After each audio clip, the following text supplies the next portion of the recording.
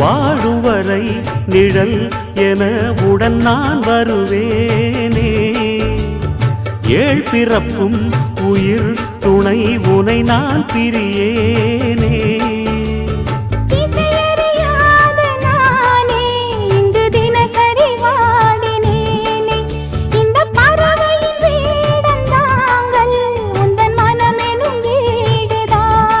நீண்ட காலம் நேர்ந்த சோகம் நீங்கி போக நானும் தீண்ட யோகம் விளங்கிடும். பூமிக்கொரு பாரம் என்று எண்ணி இருந்தேன், பூமுதிக்க யாரும் இன்றி கண்ணி இருந்தேன். சொந்தமின்றி பந்தமின்றி நானும் இருந்தேன்.